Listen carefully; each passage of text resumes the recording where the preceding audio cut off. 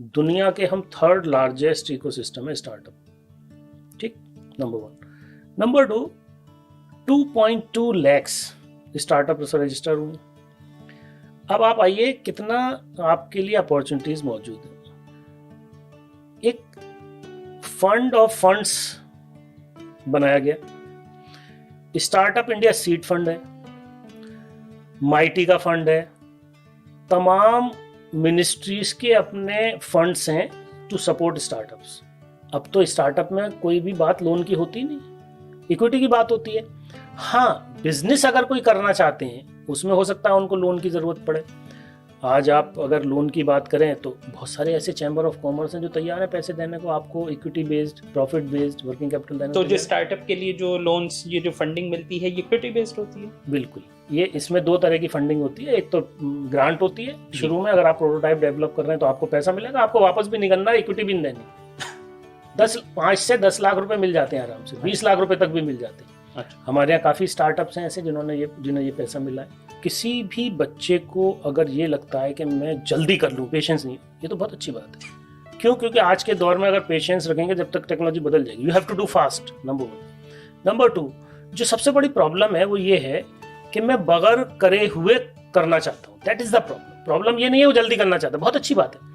Problem सिर्फ उसका focus है, उसका फोकस नहीं है। जल्दी तो करना चाहता है वो, लेकिन वो बहुत ही डिस्ट्रैक्टेड माइंड है। अगर आप लर्निंग सिस्टम को देखें और गुरुकुल का सिस्टम देखें तो कहीं भी आप अगर सीखने के लिए जा रहे हैं तो आप एक्सप्लॉइटेशन को आप ना डेफिनेशन देनी पड़ेगी। एक सबसे पहली बात तो ये कि क्या मैं किसी से काम कराने को एक्सप्लॉइटेशन मानता हूँ?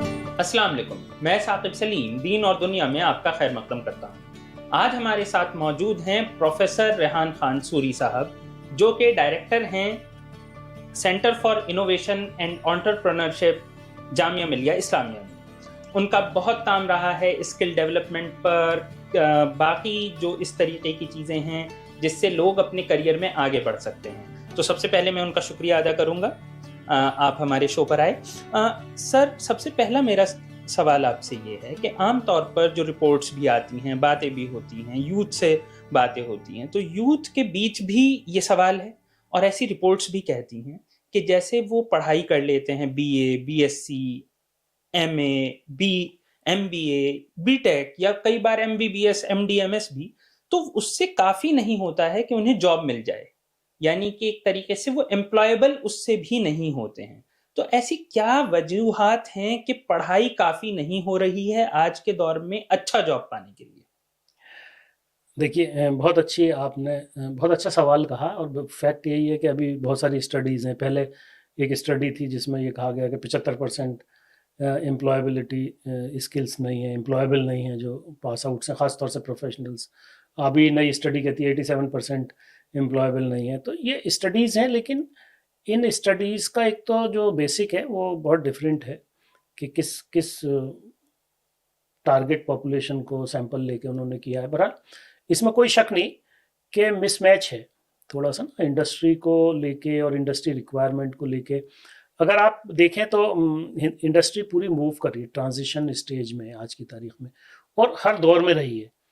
और जब किसी भी चीज़ में, क्योंकि जब आप पढ़ना शुरू करते हैं, मिसाल के तौर पे आपका एडमिशन हुआ, आपने ग्रेजुएशन में एडमिशन लिया, तो 3 साल 5 साल आप पढ़ाई करेंगे, 4 साल पढ़ाई करेंगे। तो इंडस्ट्री का जो मूवमेंट पहले था वो थोड़ा स्लो था, उसका जो ट्रांजिशन था, उसकी जो change of category of the jobs था वो डिफरेंट था।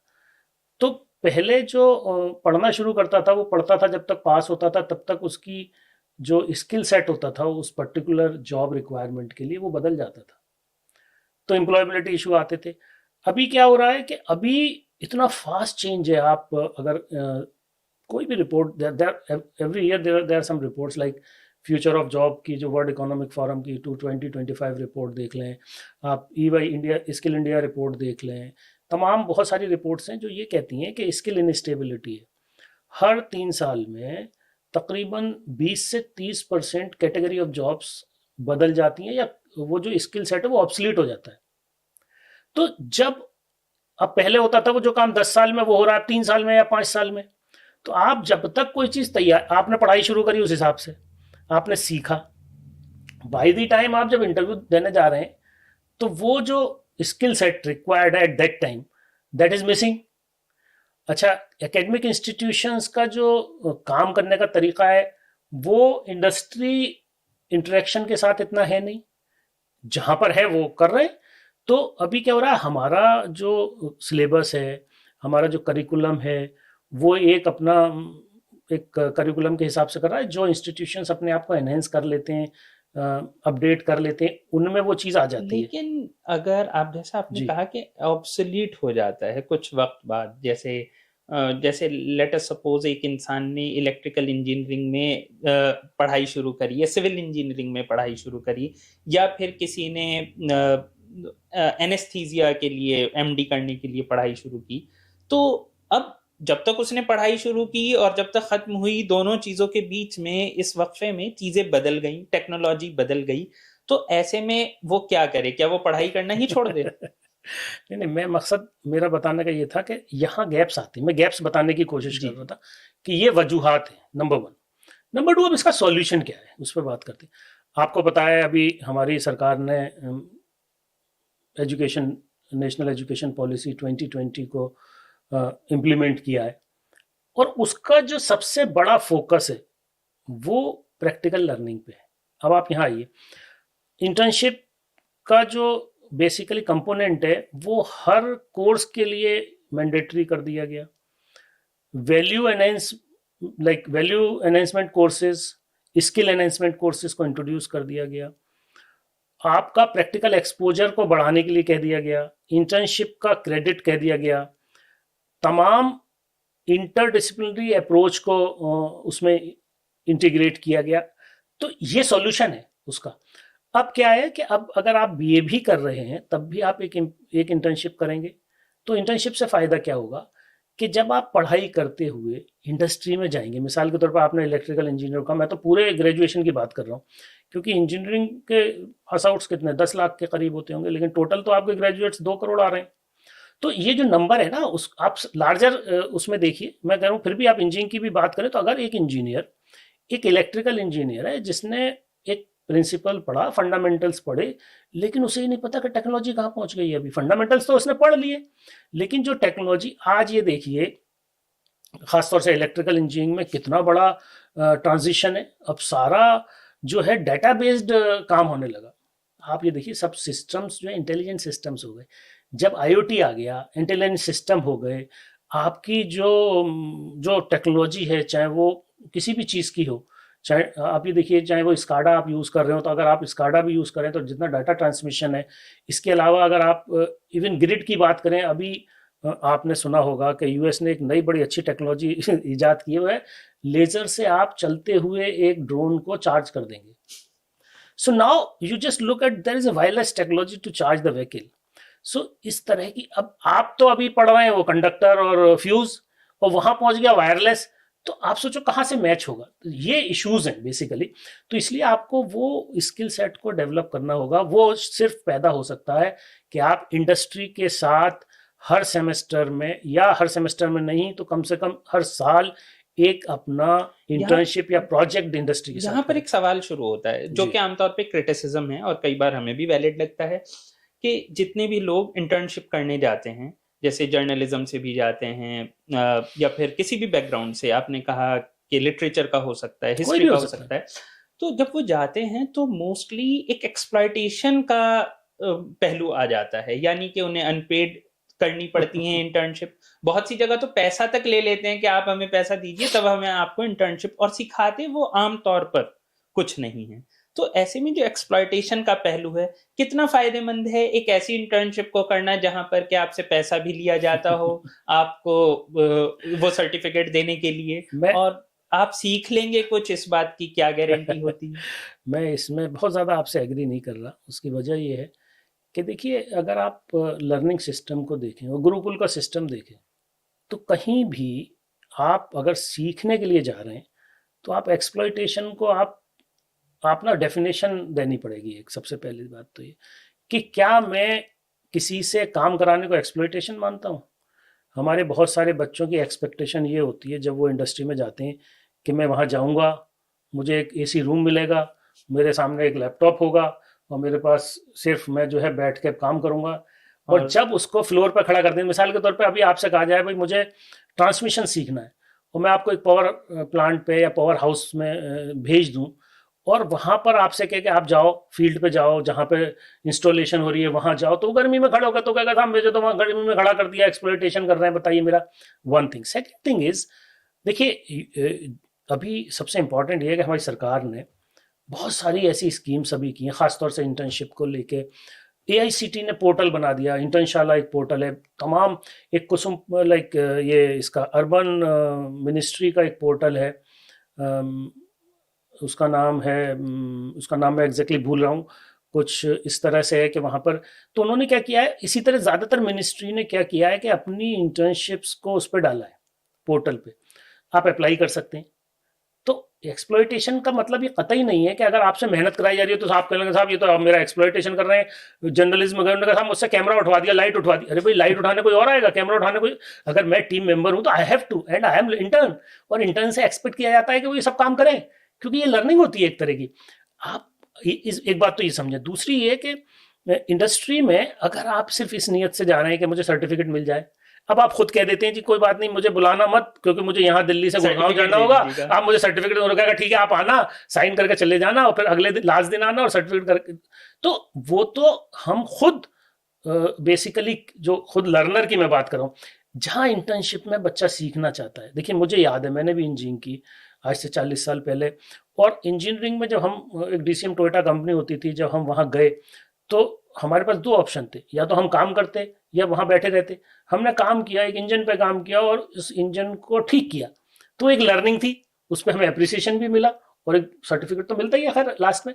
तो असल ये है कि आप करना क्या चाहते हैं। अगर आपके अंदर चाहत है लर्निंग की तो एक्सप्लॉयटेशन मत कहिए, ये कहिए मेहनत कराई जाती है, मेहनत से ही आप सीखेंगे, पहली बात।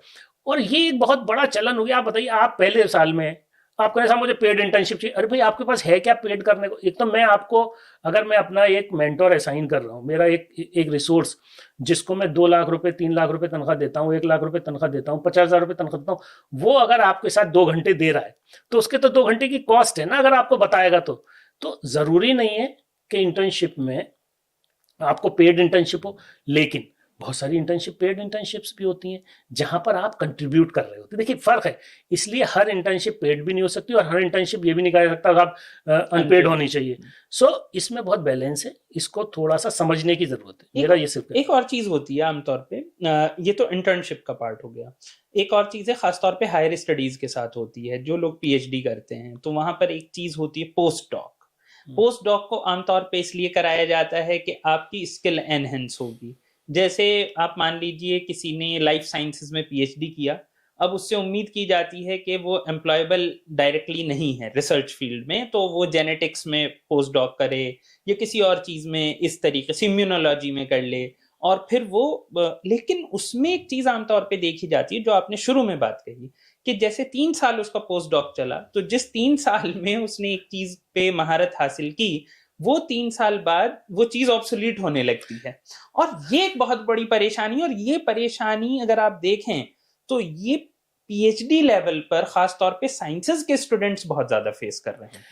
देखिए ये जो बात आप कह रहे हैं, मैं थोड़ा सा इसमें एक चीज ऐड करूंगा कि जब पोस्ट डॉक करते हैं तो पोस्ट डॉक ना प्रोजेक्ट में होती है जनरली, उसमें फेलोशिप होती है, उसमें आपको पैसे मिलते हैं, और वो होती है इसलिए क्योंकि देखिए लोगों का एक तो बड़ा मिथ है कि पीएचडी में कोई रिसर्च होती है। पीएचडी रिसर्च लर्न करने के लिए करते हैं। पीएचडी एक प्रोसेस है जिसमें आप how to do the research, आप एक प्रोजेक्ट पे जाहिर एक प्रॉब्लम पे काम करते हैं, उसमें आप सीखते हैं कि कैसे रिसर्च होती है, और रिसर्च कंप्लीट करने के बाद आप पूरी तरह से रिसर्च में आते हैं, तो वो पोस्ट डॉक होती है बेसिकली, जो आपको एक किसी लाइन में डाल देती है। तो पोस्ट डॉक में आप किसी प्रॉब्लम पे काम कर रहे हैं, और आज जहाँ भी अच्छे इंस्टीट्यूशंस हैं और प्रोजेक्ट्स हैं, आईसीएमआर के प्रोजेक्ट्स की अगर हम बात करें तो वो जाहिर है ज़्यादातर फ्यूचरिस्टिक रिसर्च पे काम करते हैं। और मैंने जहाँ तक जो मेरा जितना भी तजर्बा और थोड़ी सी जो अंडरस्टैंडिंग है वो ये है कि वो जनरली बहुत कंट्रीब्यूट करता है पोस्ट डॉक का, उनका एक्सपीरियंस फर्दर रिसर्च में या किसी रिसर्च प्रोजेक्ट में या किसी फर्दर एम्प्लॉयमेंट में। तो इस मुझे यहाँ पर मैं थोड़ा सा ये ऐड करूँगा कि वहाँ जो लर्निंग है वो बिल्कुल different, research learning is totally different. उसकी जो एक फाइंडिंग्स होती हैं, उसका जो एक तजर्बा होता है, वो उसको ज़रूर आगे बहुत प्लस होता है। तो उसको हम इस तरह से माने कि फेलोशिप इज ऑलवेज लेकिन उसे एज ए स्किल डेवलपमेंट ही वो लोग देख रहे होते हैं। वो ये देख रहे होते हैं कि हमने ये काम नहीं किया था तो अब हम ये काम सीख लेंगे, जैसे सीक्वेंसिंग हम सीख हाँ लेंगे, बिल्कुल सही मान कह रहे लीजिए हैं, बिल्कुल जेनोमिक्स सही में कह रहे है, हैं, बिल्कुल यही सही कह रहे कहकर वो आगे बढ़ते हैं और ये उम्मीद करते हैं कि सीक्वेंसिंग अब हमने सीख लिया, हमारा कुछ हो जाएगा। लेकिन 3 साल बाद उन्हें पता चलता है कि हैं। सीक्वेंसिंग के लिए नई मशीन बाजार में आ बिल्कुल चुकी सही है। कह रहे हैं। देखिए एक चीज़ है, अब जो आपको हम लोग कहते हैं कि अब हम एक चीज़ ज़रूर ट्रेन करते हैं अपने बच्चों को, और वो है लाइफ लॉन्ग लर्निंग। अगर आप लाइफ लॉन्ग लर्नर नहीं है तो आप सर्वाइव नहीं कर सकते। अब जो सर्वाइवल और ग्रोथ है, वो काम सीखना नहीं है, हर वक्त काम को सीखना है, हर दिन काम को सीखना है, अपग्रेड करना है। आज आप एक टेक्नोलॉजी पे काम कर रहे हैं, उस टेक्नोलॉजी पे तो काम आपको करना ही है, और कल कौन सी टेक्नोलॉजी आएगी उसको लर्न करते हुए करना है। तो ये तो देखिए करना पड़ेगा आपको, आप चाहे किसी भी फील्ड में चले जाएं। आज की तारीख में तो अगर आप मिसाल के तौर पे मैं दे रहा हूँ, एक सब्जी वाले अगर ये नहीं सीखेगा कि मैं यूपीआई से पेमेंट कैसे ले सकता हूँ, तो वो सर्वाइव नहीं कर सकता। तो अब आप ये देखिए कि उस लेवल पे भी टेक्नोलॉजी को सीखना पड़ रहा है। आज ये देखिए लोग जियो आप पोस्ट करते हैं, टैग करते हैं। आज आप ये देखिए कि एक डिलीवरी बॉय है, वो डिलीवरी बॉय को उस टेक्नोलॉजी को सीखना है कि जब वो डिलीवर करता है, जाके ओटीपी लेता है, कैसे फ़ोन को चलाना है, कैसे उसको टैग करना है, कहाँ जाके फ़ोटो खींचना है, वो सब चीज़ें उनकी ट्रेनिंग होती है। तो हर दिन उनकी जो अब कॉर्पोरेट में जो आ जाता है उसकी तो फर्दर ट्रेनिंग होती रहती है, और जो लोग बाहर हैं उनकी ट्रेनिंग नहीं होती। इसलिए मैं ये कहता हूँ कि जो लोग भी अब ख़ासतौर से हमारी एज के जो लोग हैं जिन्होंने 35 साल गुजार दिए इस सिस्टम में, अगर हम आज भी जो है तकरीबन 2 से 3 घंटे नई चीज़ों पे स्पेंड करते हैं, अगर नहीं करेंगे तो हमें तो कोई पूछेगा ही नहीं, हमें ना समझ होगी, हम आउट हो जाएंगे। इसी तरह सबके लिए ये बात आपने सही कही, लेकिन जैसे आपने भी कहा कि अगर सब्जी वाला है तो उसे भी सीखना है।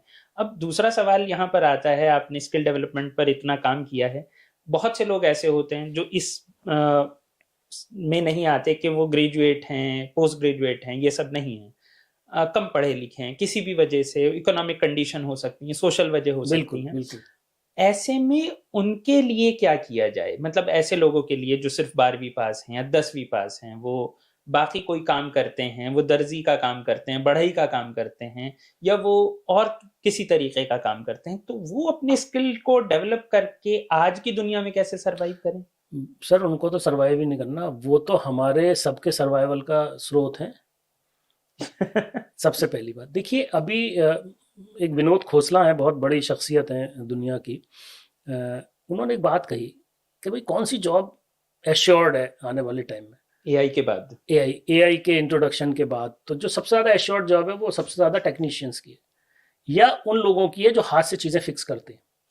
सो प्लम्बर की जॉब जाएगी नहीं, इसी तरह कारपेंटर की जॉब जाएगी नहीं। सो ये भी है, लेकिन आज के दौर में कारपेंटर को ये सीखना पड़ेगा, अगर मशीन से कोई चीज़ बन रही है उस मशीन का इस्तेमाल कैसे होता है। तो जो अभी टूल बदल गए हैं, पहले आप रंदा होता था, आरी होती थी, अभी जो है उसको नए टूल्स को लर्न करना पड़ेगा।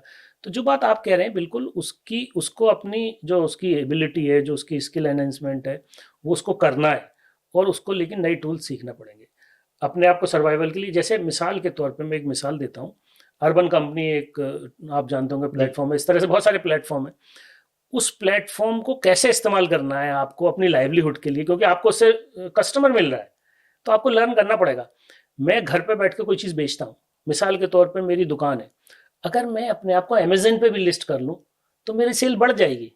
मैं एक गांव में एक कोई हैंडीक्राफ्ट बनाता हूँ मिसाल के तौर पे, अगर मैं ये भी लर्न कर लूँ कि मैं कैसे अमेजन पे या मिंत्रा पे या अपना प्रोडक्ट किसी और पोर्टल पे बेच सकता हूँ, ये सिर्फ मुझे लर्न ही तो करना है, प्रोडक्ट लिस्टिंग करनी है। तो अगर ये इसको करने के लिए ना तो मुझे ग्रेजुएशन की ज़रूरत है, ना मुझे 12th क्लास की ज़रूरत है, ना मुझे 10वीं क्लास की ज़रूरत है, मुझे सिर्फ एक फ़ोन की ज़रूरत है और एक फ़ोन पे इंटरनेट कनेक्टिविटी। आमतौर पे ये देखा गया है कि बहुत सारे जब आपने ये कहा कि ये अपनी स्किल को डेवलप करें, तो स्किल को डेवलप करने के रास्ते बहुत ज़्यादा नहीं होते हैं। पहले तो आईटीआई होता था, आज के वक्त में उनके लिए क्या रास्ते हैं? हाय हाय, ये क्या बात आपने कह दी, वाह। इस वक्त मैं ख़ास तौर से बात कहना चाहूँगा, देखिए ये मैं किसी उसमें नहीं कह रहा, लेकिन फैक्ट ये है कि आज जो इकोसिस्टम स्किलिंग का है, मुझे लगता है हमें इससे ज़्यादा अपॉर्चुनिटीज़ कभी नहीं मिली, चाहे वो गवर्नमेंट के स्किल सेंटर्स हों, चाहे वो प्राइवेट स्किल सेंटर्स हों। इस वक्त स्किलिंग सेंटर्स बहुत ज़्यादा हैं, और ख़ास तौर से कोई ऐसी जगह नहीं है। देखिए 2-3 सिस्टम है, मुझे 1 मिनट दीजिए, मैं थोड़ा एक्सप्लेन करूँगा इसे। स्किलिंग में ख़ास तौर से हमारे पास अगर हम देखें तो हमारे पास जो प्राइम मिनिस्टर कौशल विकास केंद्र हैं, जो PMKV हमारी जो स्कीम है, उसमें स्किल हब हैं, हर मिनिस्ट्री के स्किलिंग प्रोग्राम्स हैं। अगर आप देखिए तो हमारा टारगेट, खास तौर से हमारी सरकार का टारगेट, हमारे मुल्क का टारगेट, विकसित भारत को लेके अगर स्किलिंग करने का सरकार का अपना टारगेट है, इसको बेनिफिट उठाना चाहिए। मैं यूथ से आपके इस चैनल के जरिए कहना चाहता हूं कि आपके लिए अपॉर्चुनिटीज बहुत हैं, सिर्फ आपको अपनी आंखें खोलनी है, आपको अपने एतराफ में देखना है कि क्या हो रहा है, क्या चीज़ मुझे ज़रूरत है, मैं कहाँ जा सकता हूँ, मुझे किस चीज़ को स्किल करना है। आप ये देखिए, आप AI पढ़ना चाहते हो, आप डिजिटल पढ़ना चाहते हो, आपने 1200 स्किल्स हैं जो NSDC और PM विकास केंद्र पे आपको मिलेंगी। गर्ल्स के लिए खास तौर से अभी एक मिनिस्ट्री ऑफ माइनॉरिटी अफेयर्स ने स्कीम निकाली है, PM विकास। PM विकास स्कीम में लाखों बच्चों के लिए इस वक्त ट्रेनिंग है, that is free of cost. उसके साथ उन्हें स्टाइपेंड भी मिलता है। जहाँ मिले इस्लामिया में, centre for innovation and entrepreneurship में हम PM विकास की हम स्कीम चला रहे हैं वुमेन के लिए। हम तकरीबन 700 लोगों बेनिफिशरीज के लिए women leadership and entrepreneurship development पे काम कर रहे हैं। आप सोचिए कि इसी तरह से बहुत सारी और एजेंसीज हैं जो काम कर रही हैं, बहुत सारी यूनिवर्सिटीज, कॉलेजेस तो में इन स्किल कोर्सेज सेंटर्स में हैं। किस तरीके से एनरोल किया जाता है? एग्जैक्टली, मैं वहीं आ रहा था अभी। एक तो ये है। दूसरा, अगर आप देखिए तो नेशनल रूरल लाइवलीहुड मिशन करके NRLM है, उसका पूरा एक स्ट्रक्चर है और हर स्टेट ने इम्प्लीमेंट किया हुआ है। आपको सिर्फ ये ढूंढना है कि मेरे मतलब की स्किल कहाँ मिल रही है आपको, और कुछ भी नहीं करना। उसमें स्किल इंडिया पोर्टल है, उस पर जाकर अपने आप को रजिस्टर कर दिया। आपको सिर्फ आधार कार्ड होना चाहिए। अगर आप 18 साल के हैं और आपके पास आधार कार्ड है, आपको 1 रुपया नहीं खर्च करना। और इसमें आप ड्रोन बनाना सीख सकते हो, आप रोबोट्स बनाना सीख सकते हो, आप AI सीख सकते हैं, आप डिजिटल सीख सकते हैं, आप कारपेंटरी सीख सकते हैं, आप प्लम्बिंग सीख सकते हैं, आप इलेक्ट्रीशियन सीख सकते हैं। आपको जो चाहिए वो आप सीख सकते हैं। सिर्फ आपको ये पता होना चाहिए मुझे कहाँ जाना है। उसके बाद आपको नौकरी के लिए भी असिस्टेंस वहीं मिलेगा, सपोर्ट करते हैं। उसके बाद सुनिए, अगर आप हिंदुस्तान से बाहर जाकर नौकरी करना चाहते हैं, उसके लिए भी सपोर्ट वहां से मिलेगा। आप ये देखिए कि हम गफलत में हैं, परेशानी है। यूथ जो है उसे वो पता नहीं है, इतना डूब गया है, वो चाहता है हर चीज उसको घर में मिल जाए। आपको थोड़ी सी एफर्ट करनी है। मैं देखिए एक बात कहना चाहता हूं कि आपको अपना काम खुद करना है। आपके लिए आप एक्सपेक्ट ये मत करिए कि मेरा काम जो है मेरे माँ बाप करेंगे या मेरे टीचर्स करेंगे या कोई सरकार करेगी। मुझे अपना काम खुद करना है, मुझे खुद सीखना है, मुझे खुद अपनी नौकरी ढूंढनी है और लगानी है। ज़राए बहुत सारी अपॉर्चुनिटीज़ मौजूद हैं, बहुत सारे मौक़े जो कहते हैं ना, बहुत सारी चीज़ें हैं। सिर्फ आपको पॉजिटिव चीज़ों को देखना है। देखिए बहुत सारी नेगेटिविटी फैली हुई है जी। मैं कोई इस पर अभी डिबेट नहीं कर रहा, लेकिन मेरा सिर्फ इतना कहना है, हमें नेगेटिविटी फैली रहने दीजिए, हमें सिर्फ पॉजिटिव देखना है। कहाँ मुझे स्किल मिल रही है, कहाँ मुझे जॉब मिल सकती है, कहाँ मुझे एंटरप्रेन्योरशिप डेवलपमेंट मिल सकता है, कहाँ मेरी माइक्रो एंटरप्रेन्योरशिप डेवलप हो रही है, कहाँ मेरा लाइवलीहुड हो सकता है, कौन सी स्कीम मुझे बेनिफिट कर सकती है। Who is stopping you? आपने अभी भी एक बात कही एंटरप्रेन्योरशिप की, और आपके सेंटर के नाम में ये वर्ड आता है। अभी तक हमने सिर्फ जॉब्स और स्किल्स की बात की है, इस चीज़ की बात नहीं की है कि आमतौर पर कुछ पुरानी ऐसी रिपोर्ट्स थी, आज भी लोग कहते हैं कि मुस्लिम्स में ख़ास तौर पर सेल्फ एम्प्लॉयमेंट ज़्यादा है, और सेल्फ एम्प्लॉयमेंट भी बहुत अच्छे लेवल पर नहीं है। बड़े अगर हम स्टार्टअप्स की बात करें तो उसमें मुस्लिम्स का रेशो, जो उनकी आबादी का प्रोपोर्शन है लास्ट सेंसस तक 14%, उस हिसाब से नज़र नहीं आता है। तो ऐसे में एंटरप्रेन्योरशिप के लिए ख़ास तौर पे उसे सक्सेसफुल बनाने के लिए, ये नहीं कि आपने दुकान खोलनी है, कैफ़े खोलने का कल्चर आया है ख़ास तौर पे जहाँ पे जामिया मिलिया इस्लामिया है आपकी यूनिवर्सिटी, उसके आसपास हम देखते हैं कि गलियों में कैफे ही कैफे खुल गए हैं, वही उनका सेल्फ एम्प्लॉयमेंट है। लेकिन उसके अलावा कुछ सक्सेसफुल, कुछ ज्यादा अच्छे लेवल पर हो और बाकी चीजों में हो, टेक्नोलॉजी में हो, उसके लिए क्यों ऐसा लग रहा है कि कुछ नहीं हो रहा है, खासतौर पे मुस्लिम कम्युनिटी में? और क्या किया जा सकता है कि स्टार्टअप कल्चर में या इस कल्चर में कुछ कर सकें लोग? देखिए, जो बात आप कह रहे हैं बिल्कुल मैं उससे एग्री कर रहा हूँ। अभी अगर आप स्टार्टअप्स का सक्सेस रेट देखें, सो दैट इज जस्ट 14%। ठीक, 86% उसको देखते हैं कि जो स्टार्टअप शुरू होते हैं। लेकिन जो सबसे अच्छी बात है उसको समझने की ज़रूरत है। आपका अभी जो इकोसिस्टम है हमारा, हिंदुस्तान का दुनिया के हम थर्ड लार्जेस्ट इकोसिस्टम है स्टार्टअप। ठीक, number one. Number to, 2.2 lakhs startup register हुए। अब आप आइए, कितना आपके लिए अपॉर्चुनिटीज मौजूद है। एक फंड ऑफ फंड्स बनाया गया, स्टार्टअप इंडिया सीड फंड है, माइटी का फंड है, तमाम मिनिस्ट्रीज के अपने फंड्स हैं to support startups. AI based, technology based funds हैं। मेरा ये कहना है कि जब हमारे पास इस तरह की सारी चीज़ें मौजूद हैं तो हमारे सामने, मैं फिर वही कह रहा हूँ कि अपॉर्चुनिटीज़ हैं। इससे अच्छा वक्त नहीं आ सकता जब आप कोई स्टार्टअप करना चाहते हैं और आप कोई फंड लेने के, लेकिन इसके लिए मेहनत करनी पड़ेगी। देखिए, कोई भी स्टार्टअप होता है उसकी जो स्ट्रगल लाइफ होती है वो 5 साल होती है, 3 to 5 years मिनिमम। तो आपके पास 5 साल का पेशेंस होना चाहिए, आपके पास 5 साल का एक वो सपोर्ट होना चाहिए जिसमें आप स्टार्टअप को सर्वाइव करें, नंबर वन। क्योंकि लेकिन मौके हैं, चीज़ें हैं, आप कर सकते हैं। मैं दूसरी बात भी कहना चाहता हूं कि हम, ठीक है, हम बड़े स्टार्टअप की तरफ नज़र रखें, बिल्कुल करने चाहिए, इसमें कोई शक नहीं। लेकिन हमारे पास कितना सपोर्ट इकोसिस्टम है मेरा अपना। क्योंकि देखिए, आज अगर मैं एक स्टार्टअप बनाता हूं तो या तो मेरे पास बहुत कोई आउटस्टैंडिंग आइडिया हो तो मैं कर सकता हूं, बिल्कुल मुझे जल्दी फंडिंग मिलेगी, मैं जल्दी कामयाब हो जाऊंगा। एक है हमारा एक जेनरिक आइडिया है, हम उस पर काम कर रहे हैं, या प्रोडक्ट आइडिया है। तो प्रोडक्ट आइडिया में टाइम बहुत लगता है, उसकी टेस्टिंग होती है, उसका फिर प्रोडक्ट एमवीपी होता है, मतलब बहुत सारे स्टेजेस होते हैं, तो उसमें लगता है टाइम। कुछ होती हैं जो सर्विस स्टार्ट में जल्दी स्टार्ट हो जाती हैं। तो कहने का मकसद सिर्फ इतना है कि हमारी जो ख़ास तौर से आपने मुसलमानों के ताल्लुक से बात की, हमारे पास एक माइंडसेट है। वो माइंडसेट ये है कि हमें गवर्नमेंट जॉब मिले या हमें कॉर्पोरेट जॉब मिल जाए सेफ। उसका अच्छा, खैर उसके बहुत सारे रीजन है, मैं उसको गलत नहीं कह रहा। तो हमारे पास रिस्क टेकिंग एबिलिटी कम है, इसलिए शायद हम उस तरफ नहीं जा पा रहे। दूसरा, हमारे पास अभी वो सपोर्ट सिस्टम नहीं है पीछे हमारे पास। क्योंकि देखिए, स्टार्टअप इकोसिस्टम में गवर्नमेंट फंडिंग काम करती है, लेकिन एक और भी एक इकोसिस्टम होता है जो उसे सपोर्ट करता है किसी भी स्टार्टअप को सरवाइव करने में या ग्रो करने में। और उसमें बहुत सारे इन्वेस्टर्स होते हैं।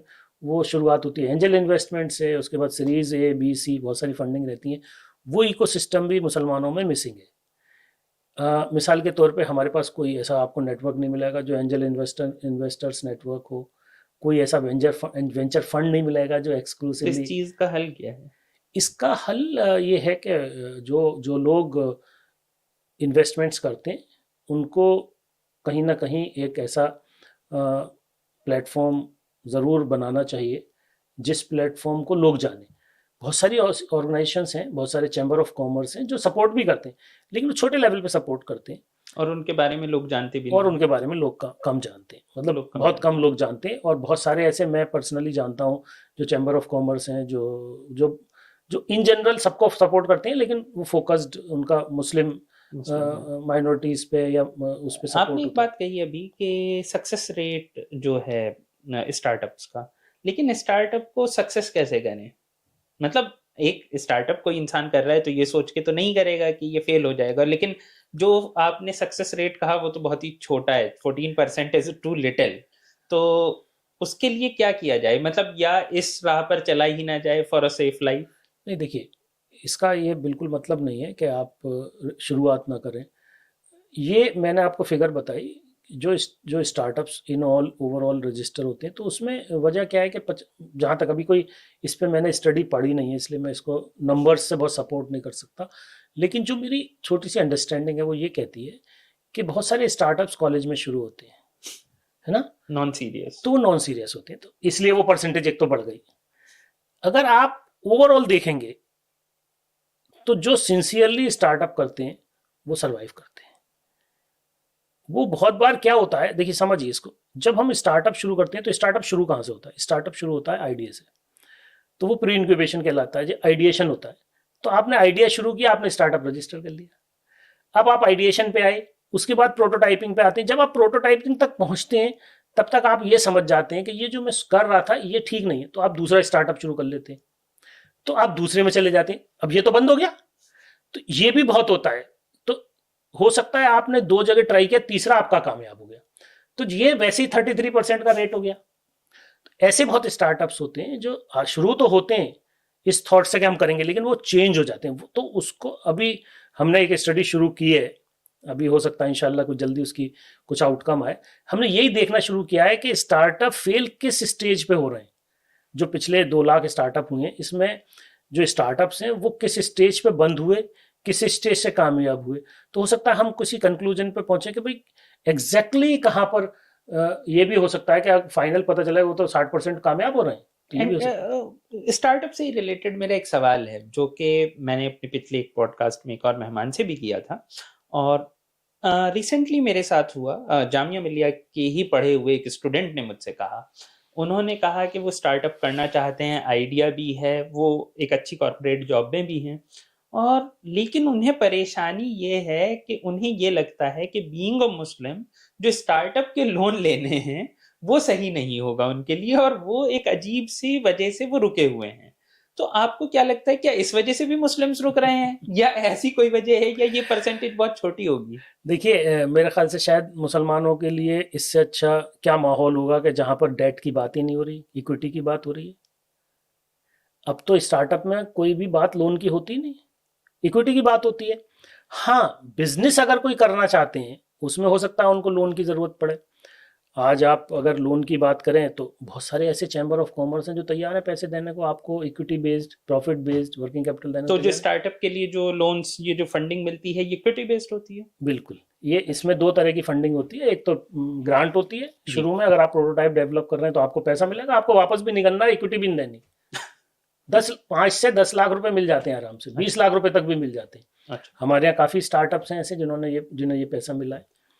उसके बाद आपको अगर फिर इक्विटी बेस्ड होते हैं। इक्विटी बेस्ड के बाद जो बात आपने कही, जहां पर बिजनेस आपको करना है वहां, जैसे मिसाल के तौर पे national minority development financial corporation है, वो 3% 4% पे लोन्स देते हैं, मतलब इस तरह का लोन भी मौजूद है।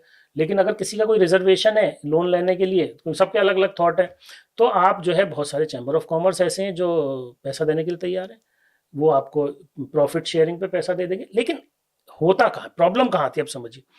प्रॉब्लम यह आती है कि मैं पहले दिन कामयाब होना चाहता हूं, मेरे पास पेशेंस नहीं है। कामयाब आप 3 साल बाद होंगे, आज तो हो नहीं सकते। तो पहली बात तो वो पेशेंस होना चाहिए। दूसरा ये है कि मैं अपने आइडिया को सबसे अच्छा समझता हूं। भाई आपको पहले आइडिया को टेस्ट करना पड़ेगा ना। आपने करा कोई, अब आपका आइडिया आप सोच रहे बहुत अच्छा है, लेकिन जब आप मार्केट में पहुंचे पता चला वहां 100 लोग पहले उस काम को करके खत्म कर चुके हैं, या फिर लोगों को चीज पसंद ना आए, कुछ भी हो सकता है। कुछ भी हो सकता तो आपको ये भी समझना है कि जो आपका आइडिया है या आपका जो प्रेजेंटेशन है उसके लिए आप कितने तैयार। उसके लिए हमारे सेंटर का रोल है, centre for innovation and entrepreneurship का रोल यही है कि कैसे आपको तैयारी करनी है, कैसे आप प्रोफेशनली आप बिजनेस को रन करेंगे। You should learn first. होता क्या है, मैं सोचता हूँ मुझे ये चीज तो बनानी आती है। सेंटर में एडमिशन कैसे लेना होता है, कौन से कोर्सेज आप चलाते हैं, क्योंकि सच में हमें भी नहीं पता है। देखिए हमारे पास हम लोग 2 तरह से काम करते हैं। एक डिजाइन इनोवेशन सेंटर है हमारा, और एक हमारा लाइवलीहुड बिजनेस इंक्यूबेशन है। तो छोटे बिजनेसेस पे भी काम करते हैं और बड़ी टेक्नोलॉजी के इनोवेशन पे भी काम करते हैं। हम इंक्यूबेशन भी करते हैं। हमारे पास ड्रोन के भी स्टार्टअप्स हैं जिनकी वैल्यूएशन 190 करोड़ रुपए की है, अभी भी इन हाउस है। मैं बहुत खुशी के साथ इस बात को कहना चाहता हूं कि जामिया मिल्लिया इस्लामिया का जो इंक्यूबेटेड स्टार्टअप है उसने ऑपरेशन सिंदूर में ड्रोन सप्लाई किया है। और अभी भी आर्मी में, इंडियन आर्मी में, इंडियन नेवी को ड्रोन सप्लाई करते हैं। तो हम कंट्रीब्यूट कर रहे हैं हमारे अपने नेशन बिल्डिंग में, इस डिफेंस टेक्नोलॉजी में। इसी तरह से जो हमारे पास हम क्या करते हैं, हम 42 कोर्सेज ऑफर करते हैं शॉर्ट टर्म, जिसमें ऑफलाइन ऑनलाइन दोनों तरह के कोर्सेज हैं, और कन्वेंशनल कोर्सेज भी हैं और हाई टेक कोर्सेज भी हैं। हमारे पास एक पूरी अपनी डिजिटल टेक्नोलॉजीज की एक एकेडमी हमने बनाई हुई है अपने एंटरप्रेन्योर्स के लिए, उनको सिखाने के लिए। उसमें सारी टेक्नोलॉजी भी सिखाते हैं, उसके साथ साथ हम उनको डिजिटल मार्केटिंग भी सिखाते हैं, डिजिटल ग्राफिक्स भी सिखाते हैं, AWS भी सिखाते हैं। हम उनको बेसिकली पूरी डिजिटल एंटरप्रेन्योरशिप भी सिखाते हैं। You will not find digital entrepreneurship courses in the country, बहुत कम जगह मिलेंगे आपको। हम एक उस छोटी सी लाइवलीहुड वाले को, जो हम बेकरी भी सिखाते हैं, हम कटिंग टेलरिंग भी सिखाते हैं, फैशन डिज़ाइन भी सिखाते हैं, हेयर ब्यूटी भी सिखाते हैं, कंप्यूटर हार्डवेयर नेटवर्किंग भी सिखाते हैं, मैन्युफैक्चरिंग भी सिखाते हैं, पेट बॉटल कैसे प्रोजेक्ट बनाया जा सकता है, मसाला पैकेजिंग कैसे की जा सकती है। तो हम इस तरह के फर्श तक सब कुछ। तो हम ज़्यादातर कोर्सेज कवर करते हैं, और हम उनको ये भी सिखाते हैं कि अगर आप ये प्रोडक्ट बना रहे हो, मिसाल के तौर पर आप बेकरी में अगर आप केक बना रहे हो या पेस्ट्रीज बना रहे हो, तो इसको बेचना कैसे, वो हम डिजिटल मार्केटिंग है, कैसे शूट होता है, बिजनेस को कैसे बनाते हैं, बिजनेस को रन कैसे करते हैं। तो हम इनोवेशन में इनवाइट करते हैं अपने स्टूडेंट्स को कि नई नई प्रॉब्लम्स पे काम करो। हमारे पास तकरीबन 250 बच्चे सिर्फ प्रॉब्लम्स को ही कर रहे होते हैं, जो हमारे लोकल प्रॉब्लम्स हैं, बाहर की प्रॉब्लम है, उस पर काम कर रहे होते हैं, उनके सॉल्यूशंस पे काम कर रहे होते हैं। उसमें से कुछ बच्चे जो कमर्शलाइज करते हैं, हमारे अपने इनोवेटर्स जो हैं, हमारे रिसर्चर्स हैं, जो यूनिवर्सिटी के बहुत सारे रिसर्चर्स हैं जो पेटेंट्स पे काम कर रहे हैं, जिनके पेटेंट्स हैं, जिनके रिसर्च पे काम कर रहे हैं, उनके पेटेंट्स को, उनके रिसर्च को कैसे कमर्शलाइज कर सकते हैं, वो भी, उनको भी हेल्प करते हैं। तो हमारा बहुत ही एक इकोसिस्टम है। हम ये कहते हैं तुम्हारे दिमाग में कोई भी आइडिया है, जस्ट कम टू अस, हमारे पास आओ, रजिस्टर करो। कैसे लेते हैं एडमिशन के लिए? हम हर 3 महीने में अपना एक एडमिशन का नोटिस निकालते हैं, हमारी वेबसाइट पे आता है जामिया की, आप अप्लाई कर सकते हैं। आप जिस कोर्स को आपको सेलेक्ट करना है सेलेक्ट कर सकते हैं। हमारा एक अपना, हम तकरीबन कोशिश ये करते हैं कि कुछ कोर्सेज में तो हमने कोई भी क्वालिफिकेशन नहीं रखी है, कोई भी हो वो कोर्स कर सकता है। कुछ में जाहिर है जो प्री रिक्विजिट होता है उसमें क्वालिफिकेशन होती है। आप आइए, कोर्स ज्वाइन करिए, और हमारा कोशिश, हम ये सिखाते हैं कि आपको नौकरी नहीं करनी है, आपको बिजनेस करना है। तो आपको जॉब सीकर नहीं बनना है, जॉब गिवर बनना है, जॉब एंटरप्रेन्योरशिप। बहुत सारा आपका वक्त लिया, लेकिन एक छोटी सी बात, क्योंकि सारी चीजों के बीच एक बात बार बार बोली गई है, वो ये है कि जो यंग जनरेशन है हमारी, एक तो उसके अंदर शायद पेशेंस नहीं है, बहुत जल्दी चीजों को वो चाहता है, और ये शायद जॉब में भी हो रहा है। वो पहले ही दिन अगर वो प्रोफेसर को देख रहा है, मान लीजिए हिस्टोरियन है, और इरफान हबीब साहब को देख रहा है, तो उसे लगता है कि इरफान हबीब वो पहले दिन बने, या फिर अगर वो एक बिजनेसमैन है तो पहले दिन ही महिंद्रा बनना चाह रहा है। तो ये जो पेशेंस की एक तो कमी नजर आ रही है शायद, जो हमें भी लगता है। दूसरा, एक और चीज शायद नजर आती है, वो ये है कि बहुत सारी यंग जनरेशन के बच्चे आम तौर पर जब उन्हें कुछ सीखने को नया कहा जाता है, तो वो ये कहते हैं कि हम इस चीज के माहिर हैं। जैसे मान लीजिए वो इंजीनियर हो या फिर वो डॉक्टर हो, तो वो ये कहते हैं हम ये दूसरी चीज क्यों सीखें। जैसे अगर कोई डॉक्टर है, आप उससे कहें डिजिटल मार्केटिंग तुम सीख लो, तुम्हारा काम अच्छा चल जाएगा, तो वो कहेगा हम डिजिटल मार्केटिंग क्यों सीखें। तो क्या ये दोनों प्रॉब्लम सच में हैं, या ये सिर्फ हमें महसूस हो रही है? देखिए, अब आप जिसको प्रॉब्लम कह रहे हैं, मैं उसको स्ट्रेंथ कह रहा हूँ।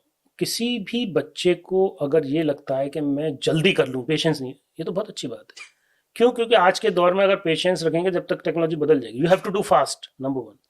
नंबर 2, जो सबसे बड़ी प्रॉब्लम है वो ये है कि मैं बगैर करे हुए करना चाहता हूँ। That is the problem. Problem ये नहीं है वो जल्दी करना चाहता है, बहुत अच्छी बात है।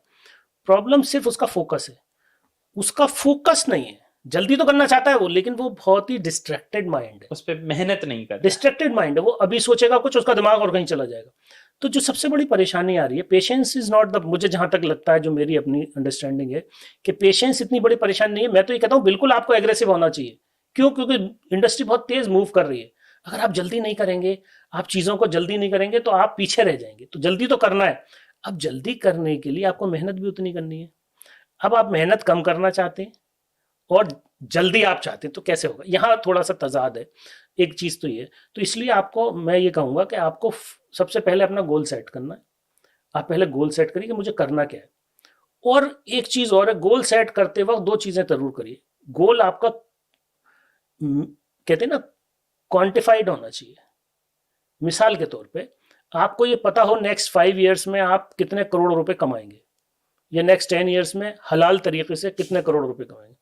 मैंने इसलिए ये राइडर लगा दिया, हलाल तरीके, सही तरीके से पैसा कमाना कोई बुरी बात नहीं है। मैं देखता हूँ जनरली हमारी सोसाइटी में पैसे की बात करने को, पैसा कमाने को बहुत अच्छा नहीं समझाता। अगर कोई ज़्यादा पैसे, अरे यार साहब ये तो पैसे की बात करते रहते, भाई वो क्वांटिफाई करता है आपके गोल को। आप ये देखिए कि आप इकोनॉमी में कंट्रीब्यूट कैसे करेंगे जब तक आप पैसा नहीं कमाएंगे। अगर आप अच्छा पैसा कमा रहे हैं तो आप टैक्स भी देंगे, आप ज़कात भी देंगे, आप गरीबों की मदद भी करेंगे, आप चैरिटी भी करेंगे, और ऑफ कोर्स अगर आप पैसे कमा रहे हैं तो आप जीडीपी में कंट्रीब्यूट कर रहे हैं, इकोनॉमी में कंट्रीब्यूट कर रहे हैं, जॉब्स भी क्रिएट हो रहे हैं, आप जॉब क्रिएट करेंगे अगर आप एंटरप्रेन्योर हैं तो ये असल क्या है कि आपको ये समझना चाहिए कि मुझे क्या करना है नेक्स्ट 5 ईयर्स में, नेक्स्ट 10 ईयर्स में। अगर आप ये समझ लेते हैं तो आप प्लान करेंगे, आप अंडरस्टैंड करेंगे नेक्स्ट 5 ईयर्स में मेरा जिस एरिया में मैं काम करने जा रहा हूँ वो कहाँ जाएगा। आप ज़ाहिर है उस पर स्टडी भी करेंगे और उन स्किल्स को भी एक्वायर करेंगे और उस हिसाब से तैयारी भी करेंगे। तो मुझे लगता है वहाँ प्रॉब्लम आपकी तकरीबन हल हो जाएगी। हमारे बच्चों को आज की तारीख में पेशेंट नहीं भी हो तो कोई हर्ज नहीं है, लेकिन फोकस्ड होना चाहिए और ये समझना चाहिए हमें कितनी मेहनत करनी है, और जितनी भी अपॉर्चुनिटीज़ मिल सकती हैं उसको लेना चाहिए। मैं ये बात ज़ाहिर है जो कहीं अगर हमारे बहुत सारी बार हमें ये लगता है कि हम शायद किसी पर्टिकुलर कम्युनिटी से हैं या पर्टिकुलर रीजन से हैं या किसी पर्टिकुलर इंस्टीट्यूट से हैं, वो अफेक्ट करती है। हो सकता है कहीं पर कुछ ऐसा होता हो, कोई इंडिविजुअल का एक बहुत सारे पर्सपेक्टिव्स होते हैं, वो हो सकते हैं, लेकिन अगर आप किसी के मतलब के आदमी हैं तो फिर वो कुछ नहीं देखता, फिर वो अपना देखता है मेरा फायदा कितना हो रहा है इससे। अगर आप किसी के फायदे के आदमी तो आपको दुनिया फायदे और नुकसान देखती है, तो आप उसका आप फायदा उठाइए कि वो क्या फायदा देख रहा है, उसको अगर आप सर्व कर सकते हैं तो आपको अपॉर्चुनिटी मिलेगी। ये मेरा कहना है। बहुत बहुत शुक्रिया आपका, बहुत सारा वक्त आपका लिया। ये थे रेहान खान साहब हमारे साथ, और हम लोगों ने बात की एंटरप्रेन्योरशिप की, स्किल डेवलपमेंट की और बाकी चीज़ों की, किस तरीके से उधर बढ़ा जा सकता है। इस एपिसोड में इतना ही, तब तक के लिए खुदा हाफिज।